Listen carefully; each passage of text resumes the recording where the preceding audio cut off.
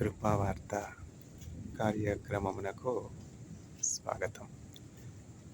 నేటి ధ్యానాంశము సమాప్తమైనది, ఫినిష్డ్.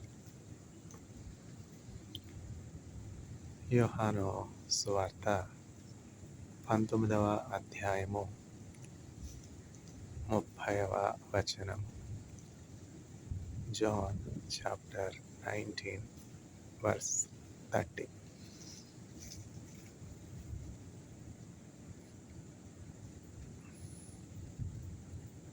ఎంతో వింత, ఎంతో చింత, ఎంతో వింత, ఎంతో చింత, పంథముతో చేసిరంతా సొంత జనులు స్వామినంతా పట్టి కొట్టి కట్టి నెట్టి తిట్టిరేసో నాధునకట. అట్టి శ్రమల నొంది పలుక డాయేసో స్వామి నాడు. ఎంతో వింత, ఎంతో చింత, యేసు నీదు మరణమంత. మొయ్యలేని మ్రాని ఒకటి మోపిరేసో వీపు పైని. మొయ్యలేక మ్రాని తోడ మూర్ఛబోయే యేసు తండ్రి. మొయ్యలేని మ్రాని ఒకటి మోపిరేసో వీపు పైని. మొయ్యలేక మ్రాని తోడ మూర్ఛబోయే యేసు తండ్రి.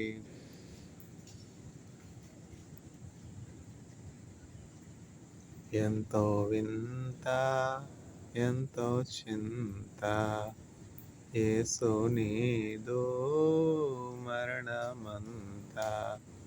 పంథముతో చేసిరంతా సొంత జనులు స్వామినంతా. దాహమోగొన చేదు చిరక ద్రావనిడిరి ద్రోహులకట. ధాత్రి ప్రజల బాధ కోర్చి ధన్యుడాదివి కేగెనహ. ఎంతో వింత, ఎంతో చింత, యేసు నీదు మరణమంత. బల్లెమోతో ప్రక్కన్ బొడవన్ కారే నీరు రక్తమహ. ఏరై పారే యేసు రక్త మెల్ల ప్రజల కెలమినొసగు. ఏరై పారే యేసు రక్త మెల్ల ప్రజల కెలమినొసగు. ఎంతో వింత, ఎంతో చింత, యేసు నీదు మరణమంత.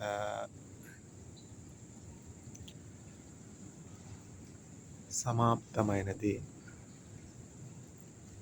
ఫినిష్డ్. యోహాను సువార్త 19వ అధ్యాయము 30వ వచనము. John chapter 19 verse 13.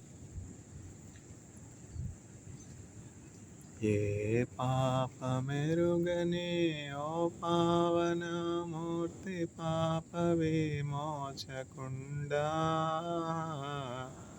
నా పాలి దైవమా నా పాపముల కొరకి పాట్లు నొందినావా. ముళ్ళతో గిరీట మల్లిని శిరముపై జల్లాటమున మొత్తిరా.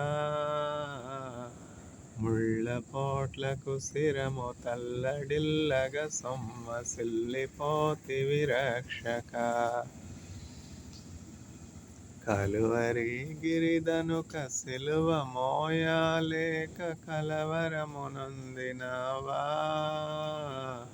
సిలువ నీతో మోయ తులువలు వేరొకని తోడుగా నిచ్చినారా. చెడుగు యోధులు బెట్టు పడరాని పాట్లకు సొడివడి నడచినావా.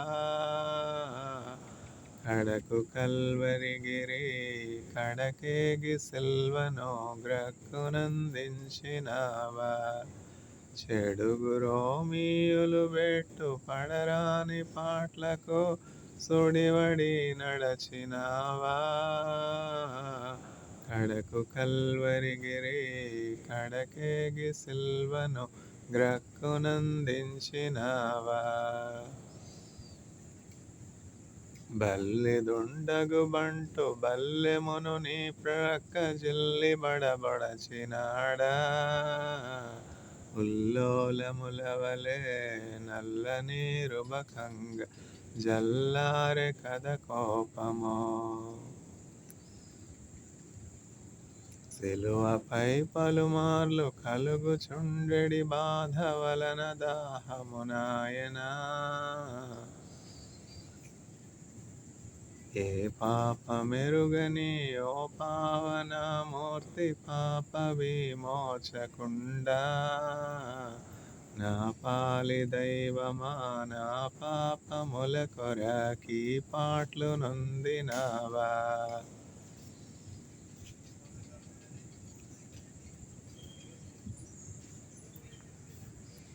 పలు విధంబుల శ్రమలు చెలరేగ తండ్రికి ఎలుగెత్తి మొరలెడితివా. సిలువపై పలుమార్లు కలుగుచుండెడి బాధ వలన దాహమునాయనా. బల్లిదుండగు బంటు బల్లెమును నీ ప్రక్క జిల్లి బడబొడచినాడా. ఉల్లోలములవలే నల్లని రుబకంగ జల్లారె కథ కోపమో. ఏ పాపమెరుగని ఓ పావనమూర్తి పాప విమోచకుండా. నా పాలి దైవమా నా పాపముల కొరకి పాట్లు నొందినావా.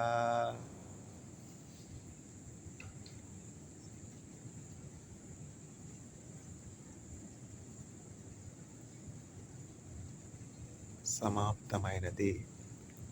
ఫినిష్డ్. సమాప్తమైనది. యోహాను సువార్త 19వ అధ్యాయం 30వ వచనం. It is finished. John chapter 19 verse 30.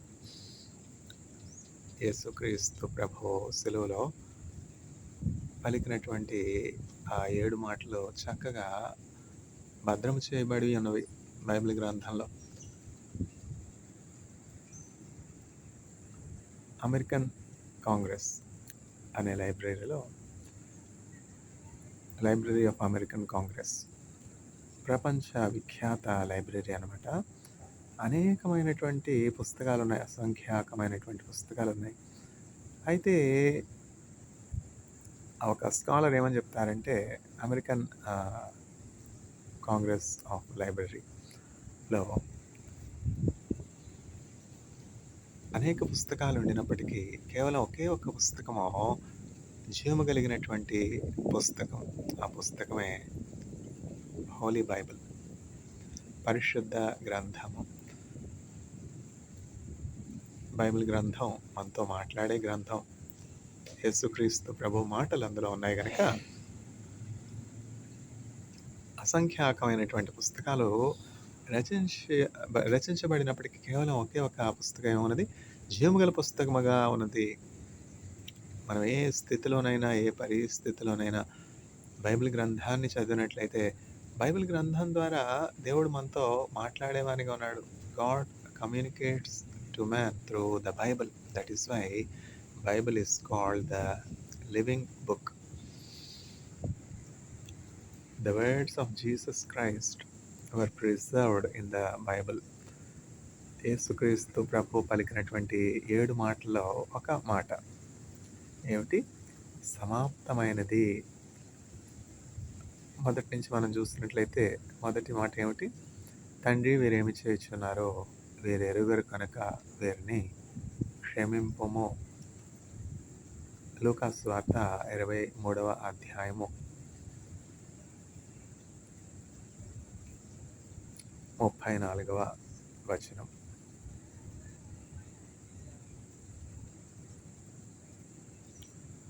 Father, forgive them, for they know not what they do. రెండవ వచనము, నేడు నీవు నాతో కూడా పరదైస్సులో నుందువు. రెండో మాట కూడా లూకా సువార్త అనే గ్రంథంలో భద్రం చేయబడి ఉన్నది. లూకా సువార్త 23వ అధ్యాయము 43వ వచనం. తర్వాత మూడో మాట, అమ్మా ఇదిగో నీ కుమారుడు, ఇదిగో నీ తల్లి అని యేసుక్రీస్తు ప్రభు తన తల్లి అయినటువంటి మరియమ్మ గారిని చూసి, మరియమ్మ గారికి యోహాను, తన ప్రియ శిష్యుడైనటువంటి యోహాను చూపిస్తూ యేసుక్రీస్తు ప్రభు మరియమ్మ గారితో చెప్తా ఉన్నారు, అమ్మా ఇదిగో నీ కుమారుడు.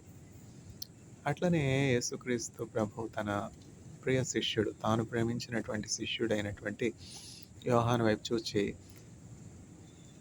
నీ తల్లి అని చెప్పి బాధ్యతలు అప్పగిస్తున్నారు యేసుక్రీస్తు ప్రభు. చూస్తారు, ఆ సిలువలో కూడా అంత బాధలో కూడా రెస్పాన్సిబిలిటీ మర్చిపోలేదు.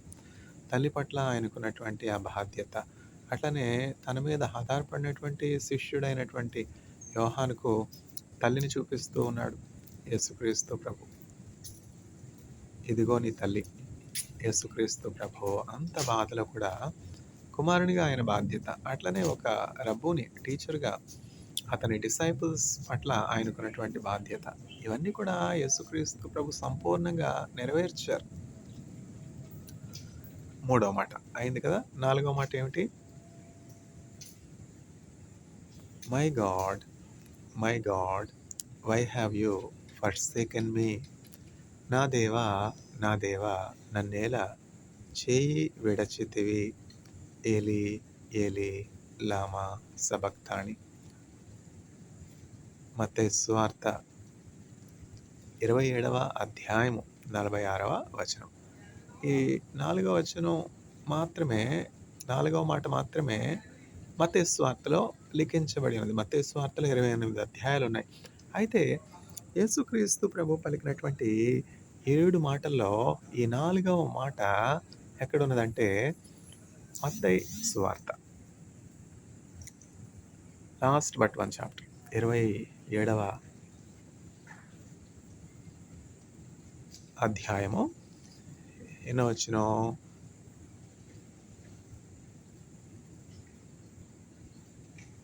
46వ వచనం.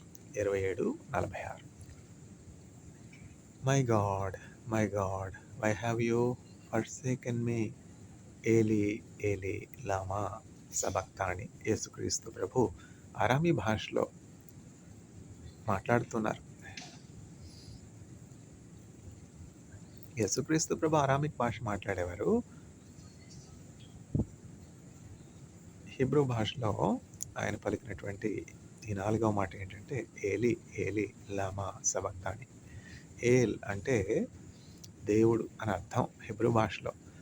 ఇజ్రాయెల్ దేశంలో ఉండడానికి అపాత్రుడిని అయినప్పటికీ ఇజ్రాయెల్ దేశంలో 6 సంవత్సరాలు ఉండడానికి యేసుక్రీస్తు ప్రభు నాకు కృపనిచ్చారు. ఆయన్ను ప్రేమించే వారిని దేవుడు ఆస్తికర్తలుగా చేస్తారు కదా. దేవుడిని మనం ప్రేమించినప్పుడు దేవుడు మన హృదయవాంఛ తీరుస్తారనమాట. ఇజ్రాయెల్‌ని గురించి బైబిల్ గ్రంథంలో చదివేటప్పుడు ఎప్పుడు గూడా హృదయంలో ఆశపడేవాడిని. ఇజ్రాయెల్ ఎట్లా ఉంటుందో కదా! ఇజ్రాయెల్ గురించి ఇన్ని మంచి మాటలు బైబిల్ గ్రంథంలో చెప్పబడున్నాయి.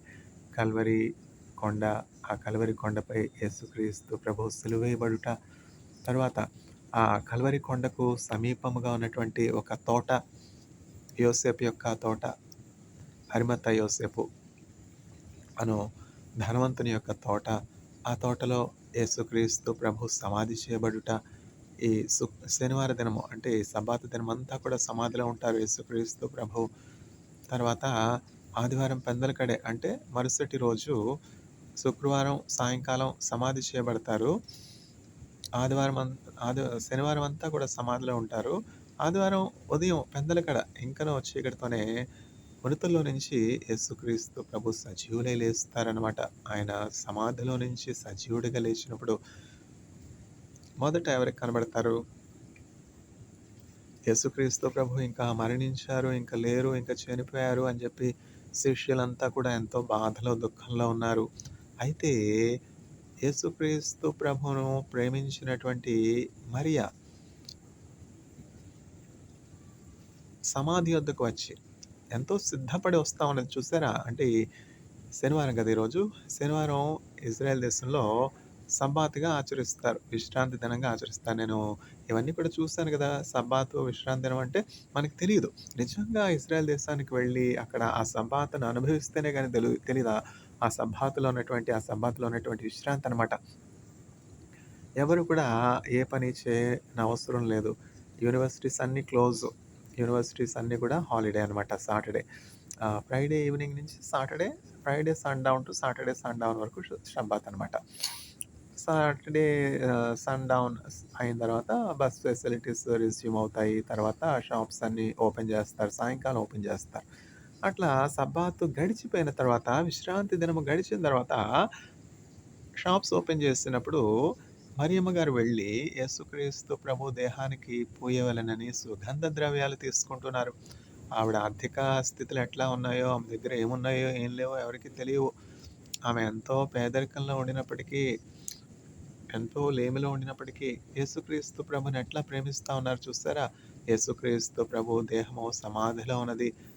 యూదా ఆచారం ప్రకారం, యూదా మత ఆచారం ప్రకారం యేసుక్రీస్తు ప్రభు సమాధికి వెళ్ళి యేసుక్రీస్తు ప్రభు దేహం ఉంచబడినటువంటి ఆ తోటలో సమాధి అంటే పూర్వం ఇప్పుడు సమాధులంటే ఎట్లా ఉంటాయి? ఇప్పుడు గ్రేవ్ యార్డ్స్ అంటే ఎట్లా ఉంటాయంటే భూమిలో తవ్వి భూమిలో ఒక దేహాన్ని పాతిపెడతారు. అంతే గదా! కానీ పూర్వం అట్లా గాదు.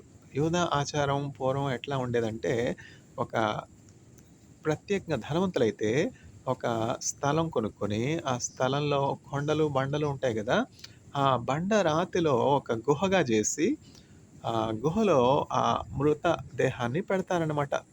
ఆ గుహ లోపల పెట్టిన తర్వాత, ఆ కొండ తొలిపించి చేయబడినటువంటి ఆ ఖాళీ స్థలాన్ని ఒక బండరాతితో మూసివేస్తారింకా. ఆ దేహము ఆహ్, కుళ్ళి కృశించిపోతూ ఉన్నటువంటి సమయంలో ఆ చెడు దుర్గంధము బయటికి రాకుండానట్లు ఆహ్,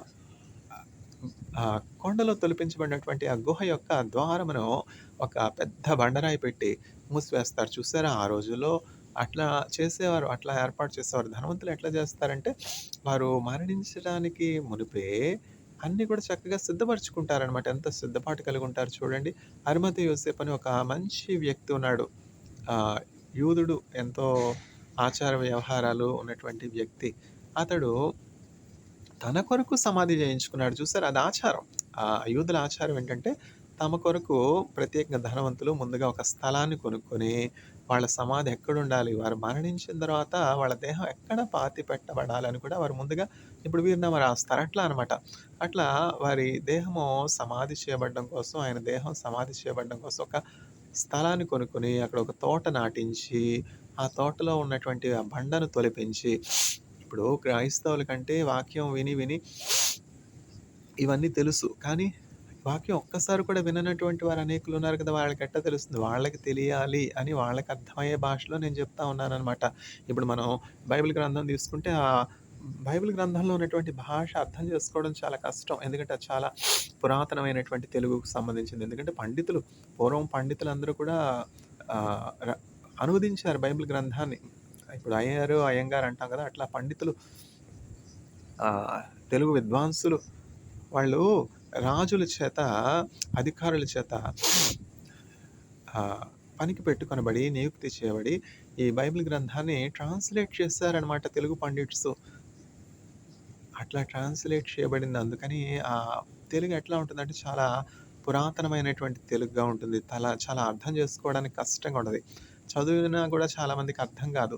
ఎందుకంటే నేను చదువున్నాను. ఇప్పుడు బైబిల్ గ్రంథం నేను 3 సార్లు కంటే ఎక్కువ చదివాననమాట. ఏంటంటే ఆదికాండం నుంచి ప్రకటన గ్రంథం వరకు ఆ పుస్తకాలెన్ని 66 పుస్తకాలన్నీ కూడా 3 సార్లు కంటే ఎక్కువగా చదవడం వల్ల ఏం జరిగిందంటే, ఆ బైబిల్ గ్రంథం నా హృదయంలో నాటబడింది. అప్పుడు నేను ఆ బైబిల్ గ్రంథాన్ని అందరికీ అర్థమయ్యే భాషలో తెలుగే, బైబిల్ గ్రంథంలోని తెలుగు వేరుగా ఉంటుంది. మనం కొలోకియల్ తెలుగు వేరుగా ఉంటది. అంటే మన వాడుక భాషలో మాట్లాడుకునే తెలుగు వేరుగా ఉంటది. అట్లా నేను ఈ వాడుక భాషలో అందరికీ అర్థమయ్యే భాషలో అందరికీ అర్థమయ్యే విధంగా తెలియజెప్తున్నాను. ఈ వాక్యము క్రైస్తవులొక్కళ్ళకే కాదు గదా! యేసుక్రీస్తు ప్రభు క్రైస్తవులకొక్కరికే దేవుడు కాదు కదా! యేసుక్రీస్తు ప్రభు మానవులందరికీ దేవుడు. మానవులందరినీ ఆయన స్వరూపంలో ఆయన చేశారు. మానవులందరికి కూడా మరణముంది కదా! ఆ మరణం నుంచి తప్పించడానికే యేసుక్రీస్తు ప్రభు ఈ లోకానికొచ్చారనమాట. ఆ సమాధి ఉంది గదా! ఆ సమాధి స్థితిలో నుంచి మానవులందరినీ లేపి, ఏడ్పు, దుఃఖము, వేదన లేనటువంటి ఆ పరలోకానికి తీసుకొని వెళ్ళడానికి యేసుక్రీస్తు ప్రభు వచ్చారు. ఇప్పుడు ఇజ్రాయెల్ ఉందా లేదా? ఇజ్రాయెల్ వెళ్ళనటువంటి వారికి ఇజ్రాయెల్ ఉందని చెప్తే ఎట్లా అర్థమవుతుంది? ఇజ్రాయెల్‌లో ఉన్నటువంటి విషయాలు ఎట్లా అర్థమవుతాయి? అర్థం కాదుగా! అట్లానే పరలోకం కూడా ఎంతో వాస్తవం. పరలోకం వెళ్ళినటువంటి దైవజనులు, భక్తులు పరలోకం గురించి వ్రాసారు. వాళ్ళ మాటలు మనం నమ్మకపోయినా, యేసుక్రీస్తు ప్రభు పరలోకం నుండి వచ్చి పరలోక సంబంధమైనటువంటి విషయాలు మనకి చెప్పారు గనక, యేసుక్రీస్తు ప్రభు దేవుని కుమారుడు గనక, యేసుక్రీస్తు ప్రభు దేవుడు కనుక, ఆయన మాటలు ఎంతైనా కూడా నమ్మదగినవి. మనం మనుషుల మాటలు నమ్మినప్పుడు మోసపోవడానికి ఆస్కారమున్నది. మనుషులేదో వాళ్ళ స్వలాభం కోసం, స్వార్థం కోసం, పట్టుకూటి కోసం అనేకమైనటువంటి కల్పిత గాథలు చెప్పవచ్చు. కానీ యేసుక్రీస్తు ప్రభు అట్లా కాదు గదా! ఆయన తన కొరకు ఏం సిద్ధపరుచుకున్నారు చెప్పండి? ఆయన కొరకు ఏమన్నా పనామ బ్యాంక్‌లో పెట్టుకున్నారా డబ్బులు? స్విస్ బ్యాంక్‌లో పెట్టుకున్నారా? ఆయన కొరకు ఏమన్నా బంగారు బిస్కెట్లు చేసుకున్నారా? ఆయన కొరకు నగలు నట్ర పెట్టుకున్నారా? ఉంగరాలు, వజ్రాలు, వైడూర్యాలు యేసుక్రీస్తు ప్రభు దాచుకున్నారా? ఆయనకి ఇవ్వబడినటువంటి కానుకలన్నీ మూట కట్టుకున్నారా? యూదా దగ్గర దాచిపెట్టారా? గోతులు తవ్వి పెట్టారా? లేదే. యేసుక్రీస్తు ప్రభువు ఆయన ఏమి కూడా ఆయన కొరకు దాచుకొనలేదు. 1000 కొండల మీద ఉన్నటువంటి పశువులన్నీ నావే కదా! నేనే కదా జీవాధారము. నేనే ఆల్ఫా, నేనే ఓమెగా, నేనే మొదటివాడను, నేనే కడపటివాడను. ఈ భూలోకంలో సర్వసృష్టిలో ఉన్నటువంటి ఐశ్వర్యము, ఘనత అన్నీ కూడా నావే కదా! కొండలు, లోయలు, గుట్టలు అన్నీ నావే కదా! వీటన్నింటిని సృజించినటువంటి దేవుడు నేనే కదా! అని యేసుక్రీస్తు ప్రభు చెప్తున్నారు. ఆయన ఏమన్నా వజ్ర వైడూర్యాలు, బంగారంతో ఉన్నటువంటి కిరీటాన్ని కోరుకున్నాడా? పట్టు పీతాంబరాలు కోరుకున్నాడా? హంసతుళిక దల్పాల్ ఏమిటి పట్టు పీతాంబరాలు, తర్వాత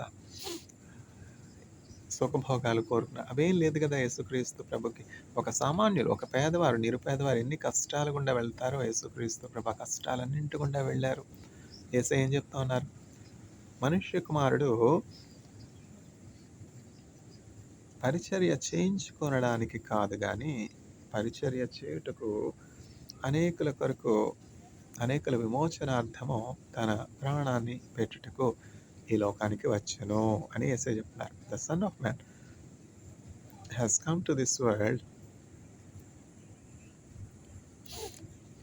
not to be served but to serve and to offer himself as a ransom for the forgiveness of many. మనుష్య కుమారుడు పరిచర్య చేయించుకొనుటకు కాదు. చదవాలంటే కష్టం కదా చెప్పండి. తెలుగు గాని, ఇంగ్లీష్ గాని చదవడం అనేది ఒక ఏమిటంటే కాగ్నిటివ్ ఎబిలిటీ. చదవడం అనేది ఒక తలాంతు. ఈ రోజుల్లో చదివే సమయము లేదు. చదివే ఆసక్తి ఎవరికీ లేదు. అంతా కూడా పరుగుల పందెం అయిపోయింది కదా! న్యూస్ ఛానల్స్, అనేకమైనటువంటి న్యూస్ ఛానల్స్. పూర్వం 30 సంవత్సరాల క్రితం చూసినట్లయితే, 40 సంవత్సరాల క్రితం చూసినట్లయితే అసలు టీవీయే ఉండేది కాదు 40 సంవత్సరాల క్రితం. 35 సంవత్సరాలకు పోయినట్లయితే అప్పుడు టీవీ ఛానల్స్ ఉండినా గూడా ఇన్ని ఛానల్స్ ఉండేవి కాదు. టు హైదరాబాద్ ఒక ఛానెల్ వచ్చేది. అది కూడా ఒక గంట వచ్చేది రోజుకి. అంతకుముందు ఓన్లీ ఢిల్లీ నుంచి వచ్చేది టు ఢిల్లీ. హిందీలో కొన్ని ప్రోగ్రామ్స్ ఉండేవి. ఛానెల్ ఏంటంటే హిందీ న్యూస్ వచ్చేదనమాట. హిందీలో ఒక సినిమా వచ్చిందంటే అది గొప్ప. హిందీ సినిమా టీవీ ముందు కూర్చొని ఆ హిందీ భాష ఏమిటో, ఆ హిందీ సినిమా ఏమిటో ఎవరికీ అర్థం గాదు. ఆంధ్ర వాళ్ళకి గాని, వేరే స్టేట్ వాళ్ళకి గాని అర్థం గాదు. ఏదో తెలుసుకోవాలనే ఆసక్తి. ఎందుకంటే అదొక వింత. అదొక వ్యాపకం. అది ఒక టైమ్ పాస్ అనమాట. పాస్ టైమ్ యాక్టివిటీ హాలిడేస్‌లో అందరికి. అట్లాంటిది ఇప్పుడు చూడండి టీవీలో ఎంత రెవల్యూషన్ వచ్చింది. చూసారా? ఇవన్నీ కూడా ఎందుకని జరిగాయంటే సైన్స్ అడ్వాన్స్ అయింది కాబట్టి, టెక్నాలజీ అడ్వాన్స్ అయింది కాబట్టి, మాస్ మీడియా తర్వాత కమ్యూనికేషన్స్ ఇవన్నీ కూడా మన డోర్ స్టెప్స్ దగ్గరకొచ్చాయి. ప్రతి వాళ్ళ ఇంట్లో టీవీ ఉంది. టీవీ కూడా ఎందుకు ఇప్పుడు చూడండి మన మొబైల్ ఫోన్స్‌లోనే అన్నీ చూడొచ్చు. పూర్వం చూడండి ఒక మనీ ట్రాన్సాక్షన్ చేయాలంటే పాస్‌బుక్ తీసుకొనాలి. పాస్‌బుక్ తీసుకొని బ్యాంక్‌కి వెళ్ళాలి. బ్యాంక్‌లో ఎప్పుడు ఓపెన్ చేస్తారు బ్యాంక్ తెలుసుకోనాలి. 10 గంటలకు ఓపెన్ చేస్తారు బ్యాంకు. అంటే 9:30కి బయలుదేరి రిక్షా కట్టించుకునో, నడుచుకునో, సైకిలో వేసుకునో బ్యాంక్‌కి వెళతారు. బ్యాంక్‌కి వెళ్ళి పాస్‌బుక్ తీసుకొని తర్వాత ముందు టోకెన్ తీసుకుంటారు. టోకెన్ తీసుకొని కూర్చుంటారు.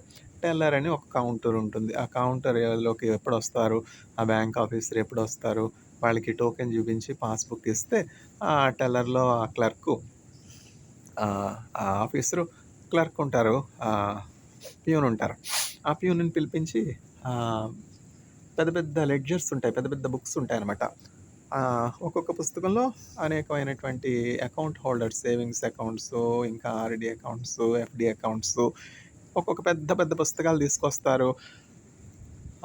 ప్యూను ఆ పుస్తకం తీసుకొస్తే ఈ ఆఫీసరొచ్చి బ్యాంకు ఆఫీసరొచ్చి ఆహ్, పెద్ద పుస్తకాన్ని ఓపెన్ చేస్తారు. పుస్తకాన్ని ఓపెన్ చేసి అకౌంట్ ఎక్కడుంది? ఎంత బ్యాలెన్స్ ఉంది? అని చూస్తారు. చూసి తర్వాత విత్‌డ్రాయల్ స్లిప్ ఫిల్ చేయాలి. విత్‌డ్రాయల్ స్లిప్ ఎంత రాశారు? విత్‌డ్రాయల్ స్లిప్ వచ్చి 500 రాశారు. అకౌంట్‌లో వచ్చి రూ. 1000 ఉంది. మినిమమ్ బ్యాలెన్స్ ఎంత ఉండాలి? అకౌంట్ క్లోజ్ చేయబడకుండా ఉండాలంటే 500 మినిమమ్ బ్యాలెన్స్ ఉండాలి. 500 ఉంది కదా మినిమమ్ బ్యాలెన్స్ అని చెప్పి చెక్ చేసుకొని 500 ఇస్తారు. 500 ఆహ్, ఇప్పుడొచ్చాయి 500 నోట్లు. అప్పుడు 500 నోట్లు ఎక్కడున్నాయి? అప్పుడు నాకు తెలిసి 200 నోట్లు కూడా కాదు. అప్పట్లో రూ. 10 నోట్లు చూసాము. రూ. 20 నోట్లు చూసాము. 50 నోట్లు చూసాము. 100 నోట్లు చూసాము. అట్లా ఇస్తారు. 500 నోట్లు ఇస్తారు. అప్పుడేంటి 100 ఇచ్చి 10 ఇవ్వండి, 20 ఇవ్వండి అని ఆ చిల్లర మార్చుకుంటారు. ఆ రోజుల్లో రూ. 10 అంటే చాలా ఎక్కువ. రూ. 10 పెట్టుకుంటే కాయగూరలు తీసుకొని రావచ్చు. కరివేపాకు, తర్వాత పచ్చిమిర్చి, తర్వాత ఇంకా బెండకాయలు, దొండకాయలు, గోంగూర, తోటకూర ఇవన్నీ కూడా కొనుక్కోవచ్చు రూ. 10తో. ఇప్పుడు ఈ రోజుల్లో రూ. 10తో ఏమొస్తాయన్నాయి చెప్పండి? ఒక టీ కూడా రావట్లేదు కదా! ఆ రోజులు వేరు. నేను ఇప్పుడు కాదు 40 సంవత్సరాల క్రితం సంగతి చెప్తా ఉన్నాను. 40 సంవత్సరాల క్రితం ఇట్లా జరిగేది. Money transfer. ఇప్పుడు ఈ కాలంలో పిల్లలకి ఏమన్నా తెలుసా చెప్పండి? ఈ కాలేజ్ పిల్లలకి ఏమన్నా తెలుసా ఈ మనీ ట్రాన్సాక్షన్స్ ఎట్లా జరుగుతున్నాయి? సింపుల్‌గా వాళ్ళ అమ్మగారు, వాళ్ళ నాన్నగారు వాళ్ళ జీపేలో డబ్బులు పెడతా ఉంటే వీళ్ళు జీపే నుంచి జట్ స్కాన్ చేస్తారు. స్కాన్ చేసి ఐస్ క్రీమ్ కావాలంటే ఐస్ క్రీము, తర్వాత స్వీట్స్ కావాలంటే స్వీట్సు, స్నాక్స్ కావాలంటే స్నాక్సు ఇట్లా పిల్లలు ఏం కావాలంటే అవి తీసుకుంటున్నారు. ఈ రోజుల్లో ఇట్లా ఉంది. కానీ ఒక్క రూపాయి ట్రాన్సాక్షన్ చేయాలంటే బ్యాంక్‌లో నుంచి తీసుకోవాలంటే అంత సులువు కాదు. ఆదివారం వస్తుందా? రేపు ఆదివారం, తర్వాత రేపు సెకండ్ సాటర్‌డే 2 రోజులు బ్యాంక్ హాలిడే వస్తుంది గనక ఈరోజు వెళ్ళి బ్యాంక్‌కి తీసుకోవాలి. అట్లా పేరెంట్స్ కష్టపడి తర్వాత ప్లానింగ్ చేసుకొని ఫ్యామిలీస్ అట్లా రన్ చేసేవారు. ఇంట్లో కాయగూరలున్నాయా? ఇంట్లో ప్రావిజన్స్ ఉన్నాయా? పిల్లలకి పాలున్నాయా? పెరుగుందా? ఇప్పటిలాగా పెరుగు ప్యాకెట్లు అప్పుడెక్కడున్నాయి? పెరుగు ప్యాకెట్టు అప్పట్లో రూ. 2, రూ. 3 పెరుగు ప్యాకెట్. నేనెప్పుడు కథ చెప్తా ఉన్నాను? 2000 కథ. ఇప్పుడు ఎన్ని సంవత్సరాలు అయిపోయాయి? 2026 అంటే 26 సంవత్సరాల క్రితం పెరుగు ప్యాకెట్ కావాలంటే రూ. 3 పెట్టుకుంటే పెరుగు ప్యాకెట్. అంతకు ముందుకు వెళ్దాం. అంతకు ముందుకు వెళ్ళి ఒక ఇంచుమించు 40 సంవత్సరాలకు ముందుకు వెళ్తే పెరుగు ప్యాకెట్ ఎక్కడుందసల? మనమే తోడుబెట్టుకోవాలి ఇంట్లో. ఇంట్లో కొంచెం పాలు కాచుకొని కొంచెం ఒక తోడు చుక్క వేసి పెరుగు చేసుకుంటే చక్కగా గడ్డ పెరుగు వస్తుంది. నేను ఇజ్రాయెల్ వెళ్ళినప్పుడు ఇజ్రాయెల్‌లో ఏంటంటే ఇజ్రాయెల్‌లో ఫ్లైట్ దిగ్గానే తర్వాత అలసిపోయి ఉంటాను కదా! నాకు డైరెక్ట్ ఫ్లైట్ కాదు. అదేంటంటే టర్కిష్ ఎయిర్‌లైన్స్ అనమాట. టర్కిష్ ఎయిర్‌లైన్స్ కూడా ముంబై నుంచి ఉంది గానీ, చెన్నై నుంచి డైరెక్ట్‌గా లేదు. అందువల్ల చెన్నై నుంచి ముంబై వచ్చి డొమెస్టిక్ ఫ్లైట్‌లో వెళ్ళి, తర్వాత డొమెస్టిక్ ఫ్లైట్‌లో దిగాక అబ్బా! ఆ డొమెస్టిక్ ఫ్లైట్ ఎక్స్‌పీరియన్సే ఒక భయంకరమైనటువంటి ఎక్స్‌పీరియన్సు. చెవంతా కూడా నొప్పొచ్చేసేది. చెవుపోటు ఏమిటి చెవుపోటు నాకర్థం కాల. ఫస్ట్ ఎక్స్‌పీరియన్స్ డొమెస్టిక్ ఫ్లైట్ చాలా కష్టంగా ఉంది. నాకే వస్తుందా? వీళ్ళందరూ ఎట్లా తట్టుకుంటున్నారు ఈ నొప్పి అని చెప్పి అనుకునేవాడిననమాట. అట్లా దిగాను. ఫ్లైట్ దిగాను. ఫ్లైట్ ఎక్కే ముందు పాస్టర్ గారికి ఫోన్ చేసి, పాస్టర్ గారు, వినోద్ కుమార్ గారు, అయ్యగారు వెళ్తా ఉన్నాను డొమెస్టిక్ ఫ్లైటు. అప్పుడు ఫోన్ ఉందిలెండి. అప్పుడే 2010 గదా! 2010 సెప్టెంబర్ 1 ఫ్లైట్ ఎక్కే ముందు ఫోన్ చేసి, పాస్టర్ గారు, వినోదయ్య గారు ఫ్లైట్ ఎక్కుతా ఉన్నాను డొమెస్టిక్ ఫ్లైట్ అంటే, పాస్టర్ గారు ప్రేయర్ చేసి, తర్వాత జేసుదాస్ అంకుల్ ఇట్లా ఫ్లైట్ ఎక్కుతున్నానంటే, ప్రభా కుమారుడిని, సహోదరుడిని క్షేమంగా నీ రెక్కల మీద గ్రద్ద తన రెక్కల మీద మోసుకొని పోయినట్లు తీసుకుని వెళ్ళి క్షేమంగా చేర్చాను. చక్కగా ఈ దైవజనులు అట్లా ప్రార్థన చేసేవారు. దైవజనుల ప్రార్థన ఎంత బలమైంది చూసారా? దేవుని కాపుదల, దేవుని దేవదూతల కాపుదల ఉండేలాగా దైవజనులు ప్రార్థన చేస్తే, అట్లా ఫస్ట్ ఫ్లైట్ జర్నీ అంతా కొత్త కదా! అట్లా వెళ్తే ముంబైలో దిగి, ఆ ముంబైలో నుంచి అప్పుడు ఎలాల్ ఫ్లైటు, టర్కిష్ ఎయిర్‌లైన్స్ ఇవేమి నాకేం తెలుసు. ఏదో ఆ సురేష్ సారు, అడియా ట్రావెల్ ఏజెన్సీలో ఉన్నటువంటి ఉదయ్ అనే సహోదరుడు వాళ్ళు నా కొరకు ఐటినరీ ఇచ్చి వాళ్ళే ఫ్లైట్ ఎయిర్‌లైన్స్ చూస్ చేసుకొని, ఆ ఎయిర్‌లైన్స్ సంగతి నాకేం తెలుసు, ఫస్ట్ టైము వెళ్ళేది. అట్లా దేవుని సహాయం నాకిచ్చి వీసా అదొక వింత. టైం అయిపోతూ ఉన్నది. సెప్టెంబర్ 1 వచ్చేస్తా ఉన్నది. సెప్టెంబర్ 1న బయలుదేరి సెప్టెంబర్ 2న నేను సెప్టెంబర్ 1కే నేను ఇజ్రాయెల్‌లో ఉంటానని మాటిచ్చాను. అహరోన్ గడెంకన్ గారికి. ఇంకా వీసా రాలేదే. ఆగస్టు లాస్ట్ వీక్ వచ్చేసింది. చూసారా ఎన్ని సమస్యలు. అలలపైనే నడచిన నాదు యేసయ్యా, అలలపైనే నడచిన నాదు యేసయ్యా, చిన్న జీవిత నావనాది నిన్నె గురిగా పయనమైనది. ప్రొద్దుపోయెనో భయములాయెనో, ప్రొద్దుపోయెనో భయములాయెనో, ఉద్ధరించా స్వామి రావా, ఆదుకోవయ్యా.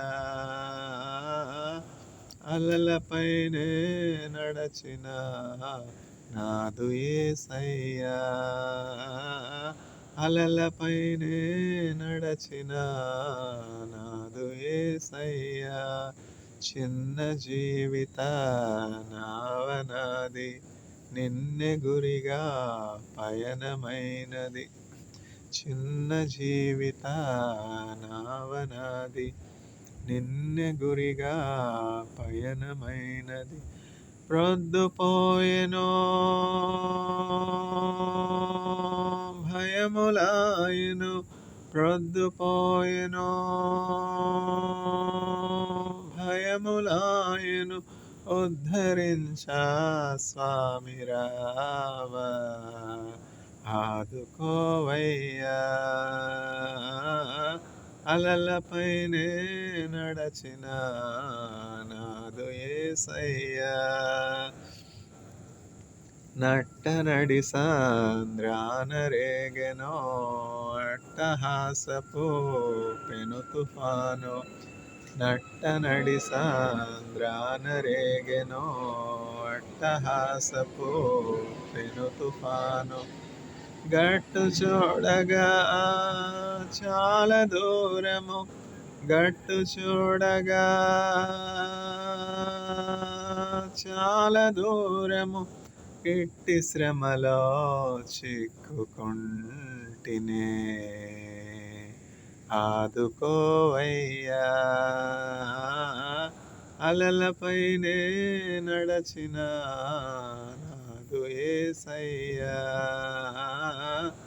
అలలపైనే నడచిన నాదు యేసయ్యా, చిన్న జీవిత నావనాది, నిన్నె గురిగా పయనమైనది.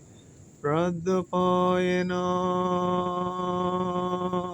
భయములాయెనో, ప్రొద్దుపోయెనో భయములాయెను, ఉద్ధరించా స్వామి రావా, ఆదుకోవయ్యా. అట్లా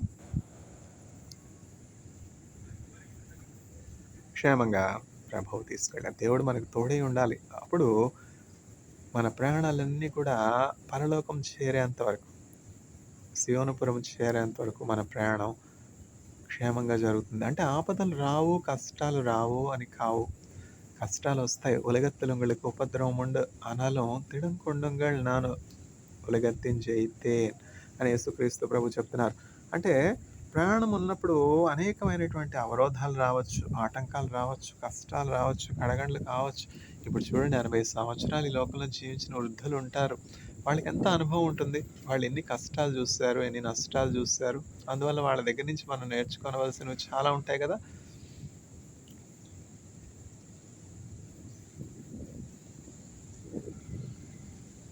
యేసుక్రీస్తు ప్రభు ఆయన జీవిత సారాన్ని ఇట్లా చెప్తున్నారు. సెలవులో ఆయన పలికినటువంటి 7 మాటలు. It is finished. ఎన్నో మాట? 6వ మాట. సమాప్తమైనది. యోహాను సువార్త 19వ అధ్యాయం 30వ వచనం. 4వ మాట ఏమని చెప్పుకున్నాం మనం? ఏలి ఏలి లామా సబక్తాని, my Lord why have you forsaken me. 4వ మాట మాత్రమే మత్తయి సువార్తలో ఉంటుందన్నమాట. ఇంకా ఏ మాట కూడా మత్తయి సువార్తలో రాయబడి లేదు. మత్తయి సువార్త 27వ అధ్యాయము 43వ వచనం. తర్వాత 5వ వచనంకి వస్తే, ఐ థర్స్ట్, నేను దప్పికొనుచు ఉన్నాను. 6వ మాట, ఇట్ ఈస్ ఫినిష్డ్. 5, 6 వచనాలు వచ్చి యోహాను సువార్త నుంచి. అంటే 3వ వచనం, 3వ మాట, 5వ మాట, 6వ మాట ఇవన్నీ కూడా యోహాను సువార్త 19వ అధ్యాయం నుంచి. 3వ మాట ఏంటి? అమ్మా, ఇదిగో నీ కుమారుడు, ఇదిగో నీ సుతుడు, ఇదిగో నీ తల్లి. ఇది వచ్చి 3వ మాట, 19వ అధ్యాయం 26, 27 వచనాలు. అట్లనే 19వ అధ్యాయం 28వ వచనంలో ఏమున్నది? 19వ అధ్యాయం 28వ వచనం, ఐ థర్స్ట్, నేను దప్పికొనుచున్నాను. చూసారా, రక్తం అంతా యేసుక్రీస్తు ప్రభు దేహంలో నుంచి కారిపోయినప్పుడు ఆయన దప్పికొంటూ ఉన్నారు. కొంచెం రక్తం, 1 యూనిట్ రక్తం డొనేట్ చేసినప్పుడు మనం ఎంతగా దాహానికి గురవుతాం, ఎంతగా డిహైడ్రేషన్ గురవుతాం. తల తిరిగేసినట్టు ఉంటుంది, తల తిప్పేసినట్టు ఉంటుంది, నిలబడలేం, పడిపోతూ ఉంటాం, తూలిపోతూ ఉంటాం.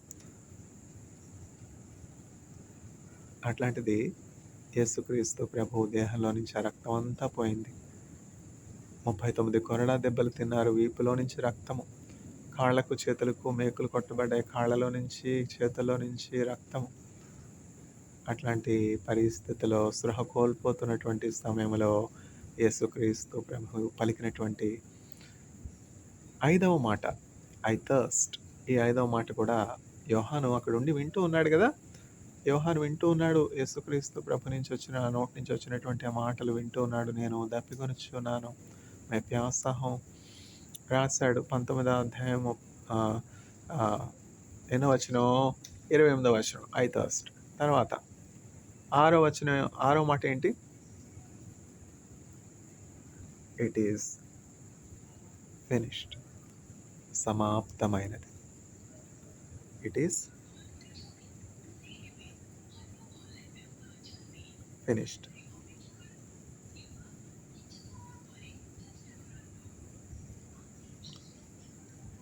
సమాప్తమైనది.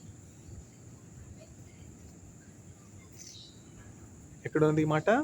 ఈ మాట అదే పుస్తకం, యోహాన్ 4th gospel, Matthew, Mark, Luke, John. యోహాను సువార్త 19వ అధ్యాయం 30వ వచనంలో ఇట్ ఈస్ ఫినిష్డ్.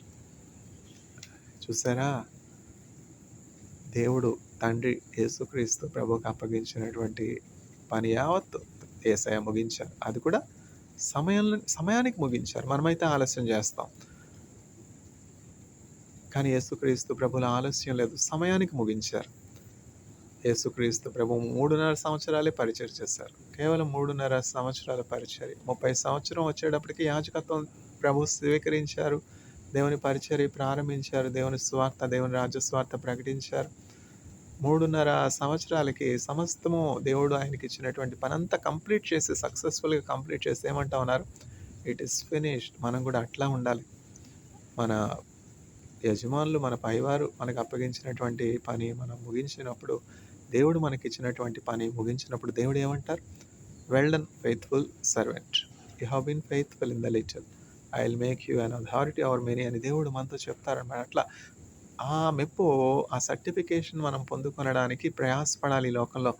దేవుని పని మనం తప్పకుండా తుదముట్టించే వారముగా ఉండాలి. నా తండ్రి చిత్తము చేయుట నాకు ఆహారమును, పానమును అయి ఉన్నాయని యేసుక్రీస్తు ప్రభు చెప్తున్నారు. ఎన్నో మార్లు యేసుక్రీస్తు ప్రభు ఆకలితో ఉన్నారు. ఏదో ఆహారం సంపాదించుకోనాలి, డబ్బులు సంపాదించుకోనాలి, తర్వాత ఈ లోక సుఖభోగాలు అనుభవించాలని ఎప్పుడు కూడా యేసుక్రీస్తు ప్రభు ఆశ లేదు. ఎందుకంటే ఆయన అన్నింటికి పైగా ఉన్నటువంటి సృష్టికర్త కనుక, తండ్రి ఆయనకు అప్పగించినటువంటి పని ఏమిటి అంటే, నశించిన దానిని వెదకి రక్షించుటకు. I have come to restore the last sheep. నశించిన దానిని వెదకి రక్షించడానికి మనుష్య కుమారులు లోకమునకు వచ్చిన. ఎవరైతే పరలోకం అనే త్రోవలో నుంచి వైదొలిగిపోయారో, పరలోక మార్గాన్ని తెలుసుకొననటువంటి వారిగా ఉన్నారో, వారందరినీ నాశన మార్గంలో ఉన్నారో, నరక మార్గంలో ఉన్నారో, ఏ ఒక్క ఆత్మ కూడా నశించిపోకూడదు. అది యేసుక్రీస్తు ప్రభువుకి తండ్రి అప్పగించిన మిషన్ ఏంటంటే, for God so loved the world that he gave his only begotten son Jesus Christ, that whosoever believeth in him shall not perish but will have eternal life. John 3:16. దేవుడు లోకముని ఎంతో ప్రేమించెను కాగా, ఆయన తన అద్వితీయ కుమారునిగా పుట్టినవాని యందు విశ్వాసం ఉంచు ప్రతి మనుష్యుడును నశింపక నిత్య జీవము పొందినట్లు ఆయనను అనుగ్రహించను. చూసారా? దేవుడు అప్పగించినటువంటి ఆ పనంతా కూడా యేసుక్రీస్తు ప్రభు సంపూర్ణం చేసి సమాప్తమైనది అని చెప్పారు. అందువల్ల యేసుక్రీస్తు ప్రభు దగ్గర నుంచి మనం నేర్చుకోవాల్సింది ఏంటి?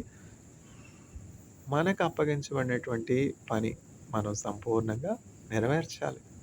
ఇట్ ఈస్ ఫినిష్డ్ అని యేసుక్రీస్తు ప్రభు చెప్పారు. ఏమిటి ఫినిష్ అయింది అంటే, యేసుక్రీస్తు ప్రభు 6వ మాట చెప్పి వెంటనే 7వ మాట ఏమని చెప్తా ఉన్నారు? తండ్రి, నీ చేతికి నా ఆత్మను అప్పగించుకుంటున్నాను. Father, into your hands I commit my soul. ఎక్కడుంది ఈ వచనము? మళ్ళా లూకా సువార్తలో ఉంది. లూకా సువార్త 23వ అధ్యాయము 46వ వచనం. 23:46లో, అంటే లూకా సువార్త నుంచి మనకి ఎన్ని వచనాలు ఉన్నాయి చూడండి, ఎన్ని మాటలు ఉన్నాయి చూడండి? 3 మాటలు. మొదటి మాట, రెండవ మాట, 7వ మాట. ఈ 3 మాటలు కూడా ఎక్కడి నుంచి వచ్చాయి మనకి?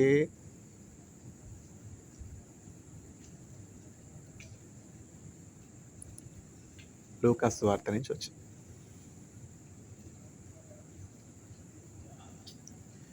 దేవుని మాట జీవము గలది. అందుకనే లైబ్రరీ ఆఫ్ అమెరికన్ కాంగ్రెస్లో అసంఖ్యాకమైనటువంటి పుస్తకాలు ఉన్నప్పుడు కేవలం ఒకే ఒక పుస్తకం మాట్లాడే పుస్తకం, ఒకే ఒక పుస్తకం జీవముగల పుస్తకం, ఒకే ఒక నామం స్వస్థపరిచే నామం, యేసుక్రీస్తు ప్రభు నామం. 46 సంవత్సరాల్లో ఎన్ని అద్భుతాలు, ఎన్ని ఆశ్చర్యకార్యాలు యేసుక్రీస్తు ప్రభు నుంచి నేను పొందుకున్న. డిసెంబర్ మాసంలో అయితే నడవలేనటువంటి పరిస్థితి, ఫుడ్ టోస్ అన్నీ కూడా ఒక రకమైనటువంటి బ్యాక్టీరియల్ ఇన్ఫెక్షన్ గురైనప్పుడు కేవలము చాలామంది మిత్రులు చాలామంది ఉపాయాలు చెప్పారు, ఆలోచన చెప్పారు, సలహాలు చెప్పారు. మీరు డెర్మటాలజిస్ట్ని చూడాలి, మీరు ఈ ఆయింట్మెంట్ రాయాలి, ఈ టాబ్లెట్ వేసుకోవాలి. మన మేలు కోరే చెప్తారు కదా, చెప్పారు. అయితే నేను వారితో చెప్పాను, నాకు ఒక పరమ వైద్యుడు ఉన్నాడు. I know a friend, I have a friend, I know A physician, Jesus Christ. For 46 years, I have been relying on Jesus Christ, and I found that by the wounds Jesus has received, I am healed thus far. Now also Jesus will heal me, so I will pray and wait upon Jesus for healing. అని చెప్పి ప్రార్థన చేసుకుంటూ దేవుడిచ్చు స్వస్థత కొరకు కనిపెట్టినప్పుడు ఆశ్చర్యకరమైనటువంటి రీతిలో ఆ బ్యాక్టీరియల్ ఇన్ఫెక్షన్ అంతా అంటే ఆ బ్లీడింగ్ అంతా టిప్ ఫుట్ టోస్ బాగా ఇన్ఫెక్ట్ అయిన పరిస్థితుల్లో దేవుడు ఆశ్చర్యకరంగా స్వస్థపరిచాడు. అంటే నేను ఎవరిని కూడా మెడిసిన్ వేసుకోకూడదు, డాక్టర్స్ దగ్గరికి వెళ్ళకూడదని నేను చెప్పట్లా. అట్లా అర్థం చేసుకోకూడదు.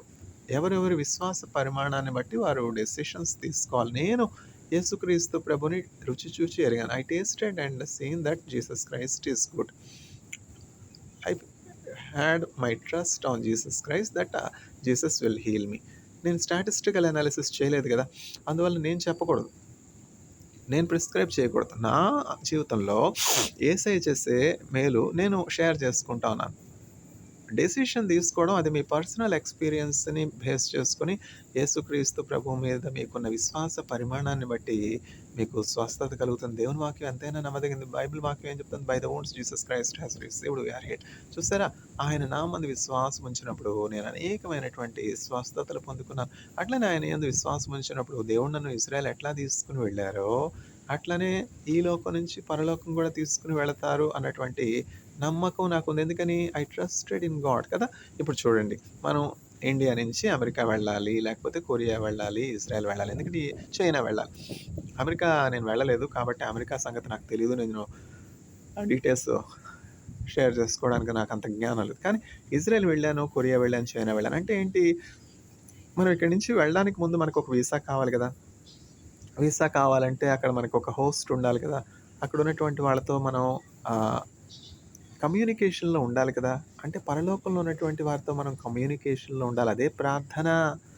ఎప్పుడు కూడా ప్రార్థన చేస్తూ ఉండాలి. యేసుక్రీస్తు ప్రభుతో మనం అన్యోన్య సహవాసం కలిగి ఉండాలి.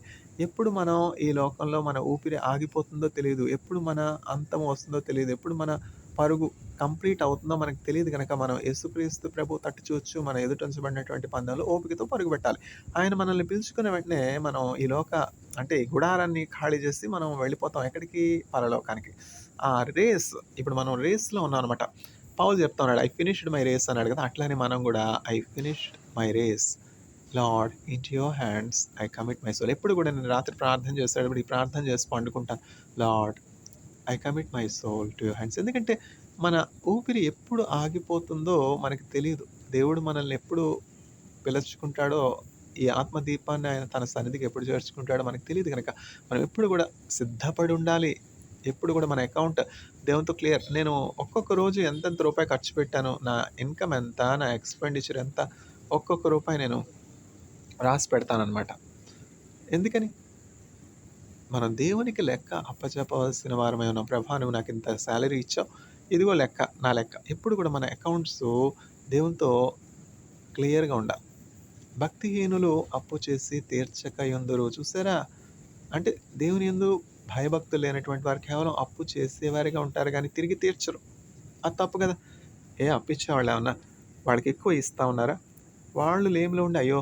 స్నేహితుడు ఇబ్బందిలో ఉన్నాడే, స్నేహితుడు లేమిలో ఉన్నాడే, కష్టంలో ఉన్నాడే. నేనైనా ఎవరికైనా ఇచ్చినా గూడా అడగగానే నాకుందో లేదో చూసుకోనకుండా ముందు అడిగిన వారికి ఇస్తాం. మనకెక్కువ ఇస్తా ఉన్నామా, మనం లేమిలో ఉన్నప్పటికీ అయ్యో! సహోదరుడు ఆకలితో ఉన్నాడే, దప్పికలో ఉన్నాడే, లేమిలో ఉన్నాడే, వస్త్రహీనుడిగా ఉన్నాడే అని జాలిపడి మనం ఇస్తాం. ఆశించేవట్ల ప్రతిఫలం మనం ఆశించేవట్ల. అయినప్పటికీ మనం ఒకళ్ళ దగ్గర ఒక రూపాయి తీసుకుంటే పొరుగువాని సొమ్ము పాముంటది గదా! ఆ లెక్క మనం దేవునికి అప్పచెప్పే వారముగా ఉండాలి. నేను ఎవరి దగ్గరైనా ఎప్పుడైనా ఒకవేళ తీసుకుంటే ఏదైనా, మళ్ళా తిరిగి ఇచ్చేంత వరకు నాకు నిద్రుండదు. మా ప్రొఫెసర్ గారు ఒకాయన అవసర సమయంలో నా ల్యాప్‌టాప్, ఫోను మిస్ అయినప్పుడు, థెఫ్ట్ జరిగినప్పుడు వెంటనే మా ప్రొఫెసర్ గారు ఆయనే చాలా మంచి పితృవాత్సల్యం కలిగి ఇంద్రనీల్ నీలాంటి ఒక మంచి టాలెంట్ ఉన్నటువంటి వ్యక్తికి రాకూడనటువంటి కష్టం వచ్చింది. నీకేమైనా ఆర్థికమైనటువంటి ఇబ్బంది ఎప్పుడైనా వస్తే ఒక్క మెసేజ్ నాకు పంపించు, ఒక ఈమెయిల్ చేయి, ఒక మెసేజ్ పంపు. నేను తప్పకుండా నీకు సహాయం చేస్తానని. ఎప్పుడు పరిచయం? ఎప్పుడో ఆంధ్ర యూనివర్సిటీలో 2000లో పరిచయం, 2002లో అయిపోయింది. అయినప్పటికీ ఆ ఆప్యాయతలు టీచర్, ఉపాధ్యాయులు ప్రొఫెసర్ గారు ఎంత మంచి అనుబంధం.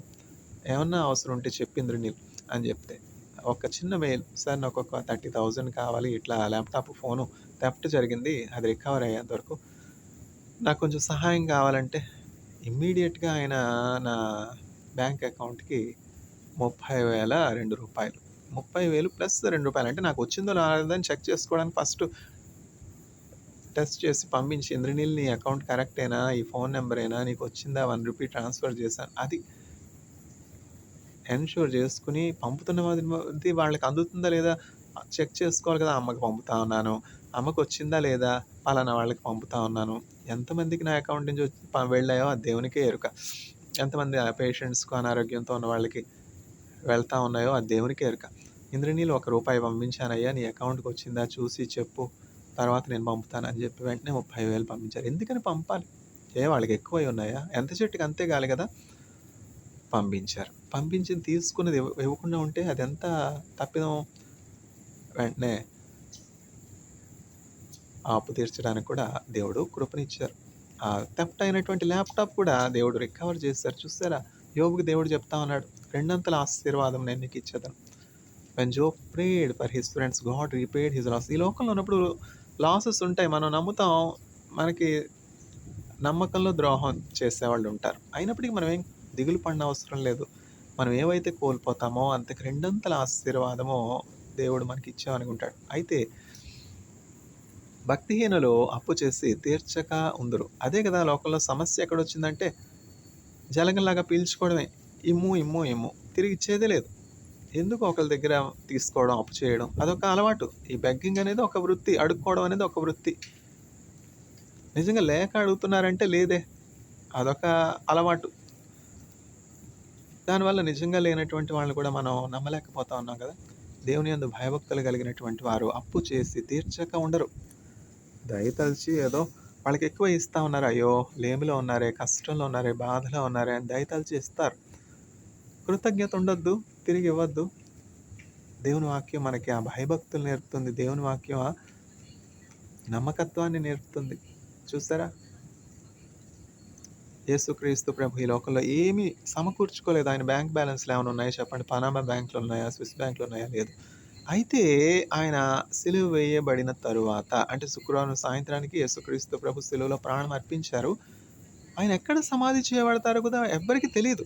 అయితే ఒక ధనవంతుడిని యేసుక్రీస్తు ప్రభు ప్రేరేపిస్తూ ఉన్నారు.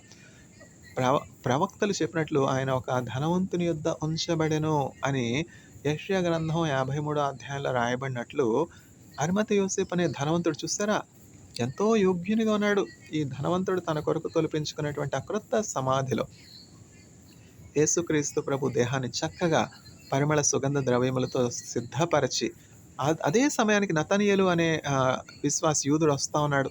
నతనీయేలు వస్తా ఉన్నాడు. ధర్మశాస్త్రోపదేశం నతనీయేలు వచ్చి ఎంతో విలువైనటువంటి పరిమళ తైలము ధూపద్రవ్యములు తీసుకుని వచ్చి చక్కగా సుగంధ ధూపద్రవ్యములు తీసుకుని వచ్చి యేసుక్రీస్తు ప్రభు దేహాన్ని చుట్టి భద్రం చేసి నారబట్టతో చుట్టి అరిమతె యోసేపు తన కొరకు తొలిపించుకునేటువంటి ఆ తోటలో యేసుక్రీస్తు ప్రభువు దేహాన్ని ఉంచి చూసారా? చక్కగా సమాధి చేయబడుట అనేది ఒక ఆశీర్వాదం అనమాట. యేసుక్రీస్తు ప్రభు ఆయన కోసం దాచుకున్నారా చెప్పండి? అట్లా మన కోసం మనం ఏమీ దాచుకొనకుండా నిస్వార్థంగా దేవునికి విధేయులముగా ఉండి మన లెక్క దేవునికి మనం చెప్పుకునే వారం ఉన్నప్పుడు మన అంత్య దశ అట్లా ఉంటుంది. యేసుక్రీస్తు ప్రభుని తండ్రి ఆ సమాధిలో అట్లా విడిచిపెట్టారా? లేదే. This is my beloved son in whom I am well pleased. ఈయన నా ప్రియ కుమారుడు, ఈయన యందు నేను బహుగా ఆనందించుచున్నానని తండ్రి వాగ్దానం చేసినట్లు పునరుద్ధాన దినం అంటే రేపు ఆదివారం దినాన ఉదయం సమాధిలో నుంచి యేసుక్రీస్తు ప్రభుని తండ్రి లేపుతా ఉన్నారు. చూసారా?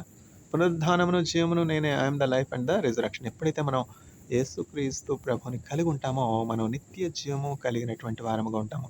మరణం నుంచి మనం లేచే వారముగా పరలోకాన్ని స్వతంత్రించుకునే వారముగా ఉంటాం. ఇజ్రాయెల్ నేను చూశాను కదా! పాలు తేనెలు ప్రవహించే దేశం ఇజ్రాయెల్ దేశంలో నేను ఎట్లా ఉన్నానో పరలోకంలో కూడా అట్లా నేను ప్రవేశిస్తాను అన్న నమ్మిక నాకున్నది. ఆ విశ్వాసం. ఆ విశ్వాసం ద్వారానే కదా అబ్రహాము విశ్వాసులకు తండ్రి అయినాడు. ఆ విశ్వాసం మనం కలిగి ఉండాలి. మనం దేవునితో ఇట్లా చెప్పాలి, ఐ ఫినిష్డ్ మై రేస్. పౌలు ఎట్లా చెప్పాడు? తండ్రి నీవు నాకు అప్పగించినటువంటి ప్రతి పని నేను నెరవేర్చాను అని మన కాన్సైన్స్కి మనం ట్రూగా ఉండాలి. మనస్సాక్షి అనేది ఒకటి ఉంది కదా, కాన్సైన్స్. మన కాన్సైన్స్కి ప్రభా నా మనస్సాక్షిని బట్టి నీవు నాకు ఇచ్చినటువంటి పని నా తప్పిదం లేకుండా నేను సంపూర్ణంగా నెరవేర్చాను ప్రభా అని మనం చెప్పగలిగితే నిశ్చయంగా మనం పరలోకంలో ఉంటాం. ఆ కాన్షియన్స్‌ని బట్టే జడ్జ్‌మెంట్ ఉంటుంది. ఇప్పుడు క్రైస్తవులకంటే దేవుని వాక్యం తెలుసు. ఇప్పుడు హిందువులకు, ముస్లిమ్స్‌కు ఇంకా ఇతర మతాలకు సంబంధించినటువంటి వ్యక్తులకి దేవుని వాక్యం తెలీదు. అప్పుడు జడ్జ్‌మెంట్ ఎట్లా అంటే వారి కాన్షియన్స్‌ని బట్టి, వారి అంతరంగము వారి మీద నేరారోపణ చేయకుండా ఉండినట్లయితే వారు పరలోకంలో ప్రవేశిస్తారు. వారి అంతరంగము వారి మీద దోషారోపణ చేసినట్లయితే వారి అంతరంగమే వారి మీద దోషారోపణ చేస్తోంది. యెహోవా ఆత్మ దేవుని పెట్టిన దీపం కదా! ఆత్మ అన్నీ కూడా పరిశీలిస్తూ ఉన్నది. అందువలన మనం మన కాన్షియన్స్‌కి ట్రూగా ఉండాలి. We should be true to our conscience and our conscience should not blame us. తండ్రి, నా మనస్సాక్షి అంతటి ఎదుట నేను సంపూర్ణంగా నీవు నాకు అప్పగించిన పని నెరవేర్చాను. ఫాదర్, ఇట్ ఈస్ ఫినిష్డ్ అని పౌలు చెప్తా ఉన్నాడు, అని యేసుక్రీస్తు ప్రభు చెప్తా ఉన్నారు. మనం కూడా చెప్పగలుగుతున్నామా? మనం చెప్పగలుగుతుంటే మనం ధన్యులు. May the lord bless his word and give grace to the audience. Amen.